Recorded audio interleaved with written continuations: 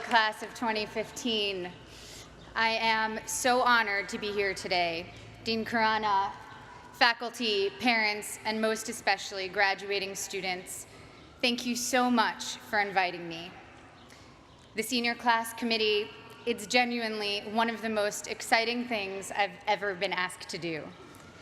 I have to admit, primarily because I can't deny it, as it was leaked in the WikiLeaks release of the Sony hack, that when I was invited, I replied, and I directly quote my own email, "Wow, this is so nice. I'm gonna need some funny ghostwriters. Any ideas?" This initial response, now blessedly public, was from the knowledge that at my class day, we were lucky enough to have Will Ferrell as class day speaker, and that many of us, hungover or even freshly high, mainly wanted to laugh. So I have to admit that today, even 12 years after graduation, I'm still insecure about my own worthiness. I have to remind myself today, you are here for a reason. Today, I feel much like I did when I came to Harvard Yard as a freshman in 1999, when you guys were, to my continued shock and horror, still in kindergarten. I felt like there had been some mistake, that I wasn't smart enough to be in this company, and that every time I opened my mouth, I would have to prove I wasn't just a dumb actress. So I start with an apology. This won't be very funny. I'm not a comedian, and I didn't get a ghostwriter. But I am here to tell you today, Harvard is giving you all diplomas tomorrow. You are here for a reason. Sometimes your insecurities and your inexperience may lead you to embrace other people's expectations, standards, or values. But you can harness that inexperience to carve out your own path, one that is free of the burden of knowing how things are supposed to be, a path that is defined by its own particular set of reasons. The other day, I went to an amusement park with my soon-to-be 4-year-old son, and I watched him play arcade games. He was incredibly focused, throwing his ball at the target. Jewish mother that I am, I skipped 20 steps and was already imagining him as a major league player with what his aim and his arm and his concentration. But then I realized that when he won, he was playing to trade in his tickets for the crappy plastic toys. The prize was much more exciting than the game to get it. I, of course, wanted to urge him to take joy in the challenge of the game, the improvement upon practice, the satisfaction of doing something well, and even feeling the accomplishment when achieving the game's goals. But all of these aspects were shaded by the little 10-cent plastic men with sticky, stretchy blue arms that adhere to the walls. That was the prize. In a child's nature, we see many of our own innate tendencies. I saw myself in him, and perhaps you do too. Prizes serve as false idols everywhere. Prestige, wealth, fame, power. You will be exposed to many of these, if not all. Of course, part of why I was invited to come speak today, beyond my being a proud alum, is that I've accrued some very coveted toys in my life, including a not-so-plastic, not-so-crappy one, an Oscar. So we bump up against a common trope, I think, of the commencement address, people who have achieved a lot telling you that the fruits of achievement are not always to be trusted. But I think that contradiction can be reconciled and is in fact instructive. Achievement is wonderful when you know why you're doing it, and when you don't know, it can be a terrible trap. I went to a public high school on Long Island, Syosset High School. Ooh, hello, Syosset.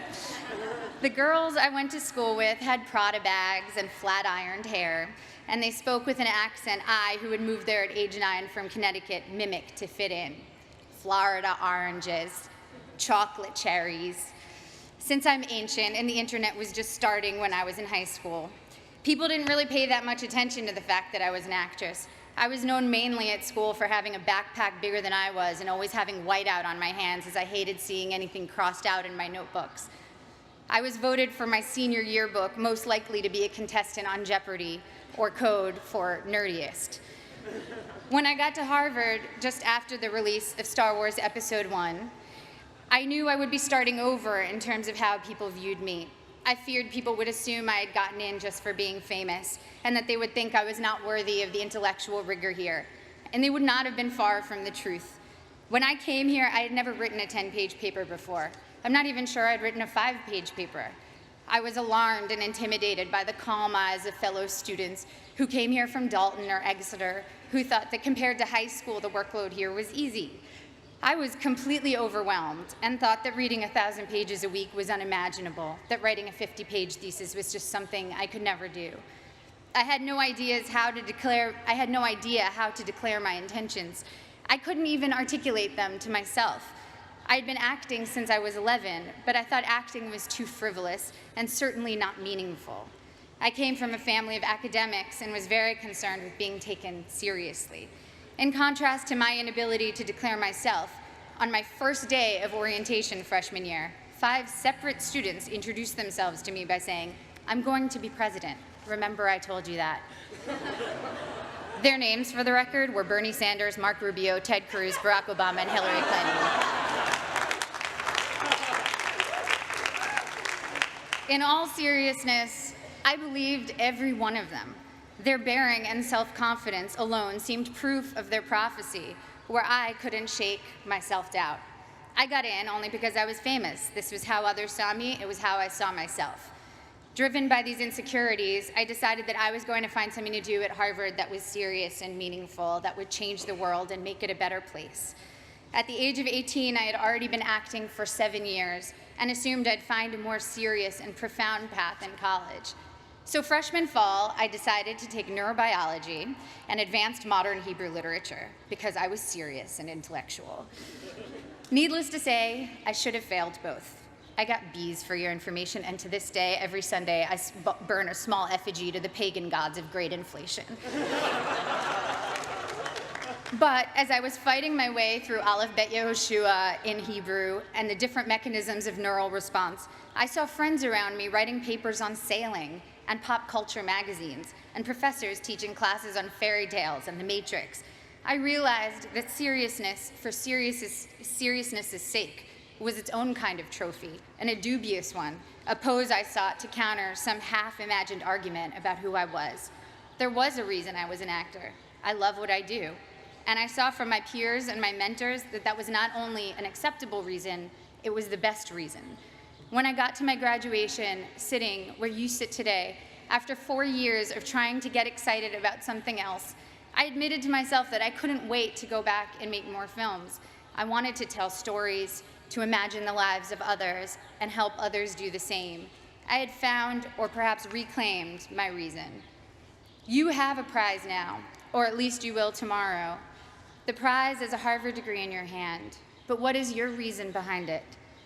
My Harvard degree represents for me the curiosity and invention that were encouraged here, the friendships I've sustained, the way Professor Glam told me not to describe the way light hit a flower, but rather the shadow that the flower cast, the way Professor Scarry talked about theater as a transformative religious force, how Professor Coslin showed how much of our visual cortex is activated just by imagining.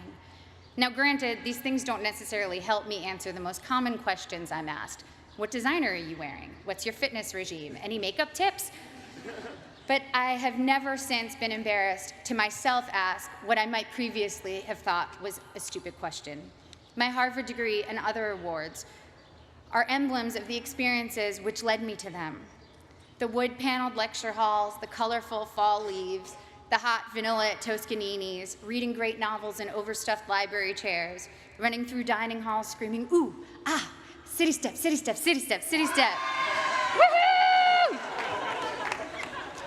It's easy now to romanticize my time here, but I had some very difficult times here too.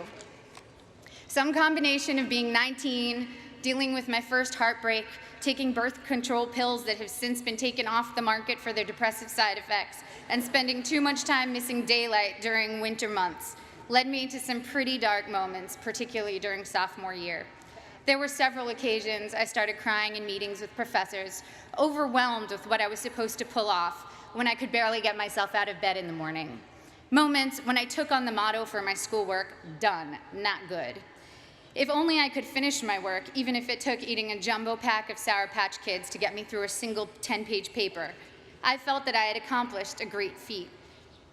I'd repeat to myself, done, not good. A couple of years ago, I went to Tokyo with my husband, and I ate at the most remarkable sushi restaurant. I don't even eat fish, I'm vegan, so that tells you how good it was. Even with just vegetables, this sushi was the stuff you dream about. The restaurant had 6 seats. My husband and I marveled at how anyone could make rice so superior to all other rice. We wondered why they didn't make a bigger restaurant and be the most popular place in town. Our local friends explained to us that all the best restaurants in Tokyo are that small and do only one type of dish, sushi or tempura or teriyaki, because they want to do that thing well and beautifully. And it's not about quantity, it's about taking pleasure in the perfection and beauty of the particular. I'm still learning now that it's about good and maybe never done, that the joy and work ethic and virtuosity we bring to the particular can impart a singular type of enjoyment to those we give to, and of course to ourselves. In my professional life, it also took me time to find my own reasons for doing my work. The first film I was in came out in 1994. Again, appallingly, the year most of you were born. I was 13 years old upon the film's release, and I can still quote what the New York Times said about me verbatim. Ms. Portman poses better than she acts. The film had a universally tepid critical response and went on to bomb commercially. That film was called The Professional, or Leon in Europe, and today, 20 years and 35 films later, it is still the film people approach me about the most to tell me how much they loved it, how much it moved them, how it's their favorite movie. I feel lucky that my first experience releasing a film was initially such a disaster by all standard measures. I learned early that my meaning had to be from the experience of making the film and the possibility of connecting with individuals rather than the foremost trophies of my industry, financial and critical success. And also that those initial reactions could be false predictors of your work's ultimate legacy. I started choosing only jobs I was passionate about and from which I knew I could glean meaningful experiences. This thoroughly confused everyone around me, agents, producers, and audiences alike. I made Goya's Ghosts, a foreign independent film, and studied art history, visiting the Prado every day for 4 months as I read about Goya and the Spanish Inquisition. I made V for Vendetta, a studio action movie for which I learned everything I could about freedom fighters who in other eyes might be called terrorists, from Menachem Begin to the Weather Underground.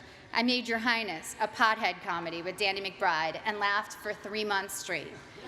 I was able to own my meaning and not have it be determined by box office receipts or prestige. By the time I got to making Black Swan, the experience was entirely my own. I felt immune to the worst things anyone could say or write about me, and to whether an audience felt like going to see my movie or not. It was instructive for me to see that for ballet dancers, once your technique gets to a certain level, the only thing that separates you from others is your quirks, or even flaws. One ballerina was famous for how she turned slightly off balance. You can never be the best technically. Someone will always have a higher jump or a more beautiful line. The only thing you can be the best at is developing your own self. Authoring your own experience was very much what Black Swan itself was about. I worked with Darren Aronofsky, the film's director, to change my last line in the movie to, "It was perfect," because my character, Nina, is only artistically successful when she finds perfection and pleasure for herself, not when she's trying to be perfect in the eyes of others.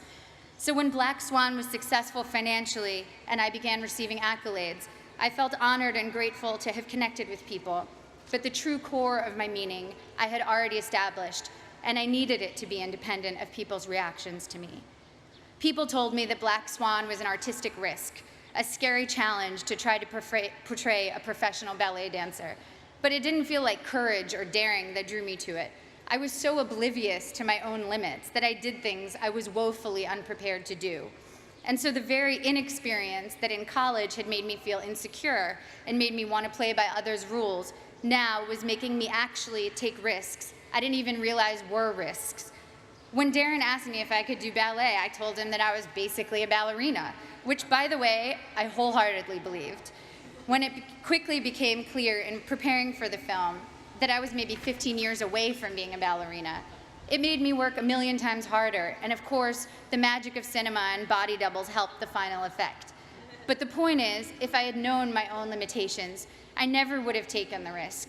And the risk led to one of my greatest artistic and personal experiences, in that I not only felt completely free, I also met my husband during filming. Similarly, I just directed my first film, A Tale of Love and Darkness, and was quite blind to the challenges ahead of me. The film is a period film, completely in Hebrew, in which I also act, with an 8-year-old child as a co-star. All of these are challenges I should have been terrified of, as I was completely unprepared for them. But my complete ignorance as to my own limitations looked like confidence and got me into the director's chair. Once there, I had to figure it all out, and my belief that I could handle these things, contrary to all evidence of my ability to do so, was half the battle. The other half was very hard work. The experience was the deepest and most meaningful one of my career. Now, clearly, I'm not urging you to go perform heart surgery without the knowledge to do so. Making movies, admittedly, has less drastic consequences than most professions and allows for a lot of effects that make up for mistakes.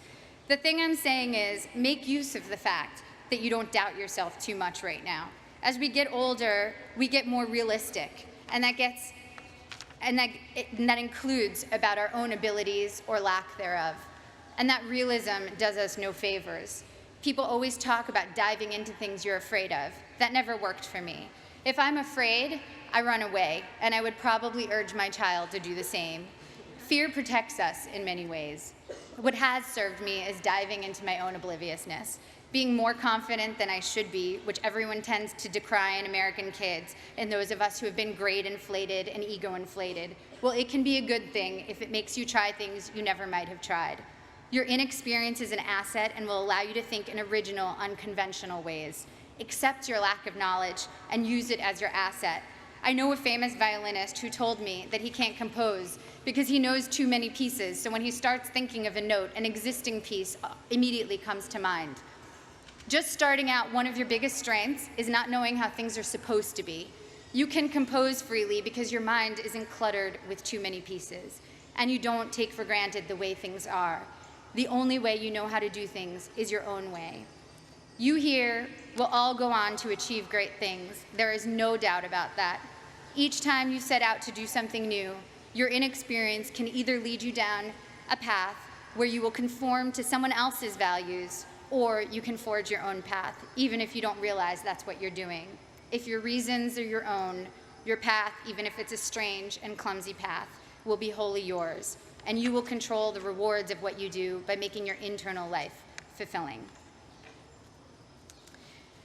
At the risk of sounding like a Miss America contestant, the most fulfilling things I've experienced have truly been the human interactions. Spending time with women in village banks in Mexico with Finca, a microfinance organization, meeting young women who were the first and only in their communities to attend secondary school in rural Kenya with Free the Children, a group that builds sustainable schools in developing countries, trekking with guerrilla conservationists in Rwanda. It's a cliche because it's true, that helping others ends up helping you more than anyone. Getting out of your own concerns and caring about someone else's life for a while reminds you that you are not the center of the universe, and that in the ways we are generous or not, we can change the course of someone's life. Even at work, the small feats of kindness crew members, directors, fellow actors have shown me have had the most lasting impact. And of course, first and foremost, the center of my world is the love I share with my family and friends. I wish for you that your friends will be with you through it all, as my friends from Harvard have been together since we graduated. My friends from school are still very close. We have nursed each other through heartaches and danced at each other's weddings. We've held each other at funerals and rocked each other's new babies. We've worked together on projects, helped each other get jobs, and thrown parties for when we've quit bad ones. And now our children are creating a second generation of friendship as we look at them toddling together, haggard and disheveled working parents that we are. Grab the good people around you, don't let them go. The biggest asset this school offers you is a group of peers that will be both your family and your school for life. I remember always being pissed at the spring here in Cambridge, tricking us into remembering a sunny yard full of laughing frisbee throwers after 8 months of dark, frigid library dwelling. It was like the school had managed to turn on the good weather as a last memory we should keep in mind that would make us want to come back. But as I get farther away from my years here, I know that the power of this school is much deeper than weather control. It changed the very questions I was asking. To quote one of my favorite thinkers, Abraham Joshua Heschel, To be or not to be is not the question. The vital question is how to be and how not to be. Thank you. I can't wait to see how you do all the beautiful things you will do.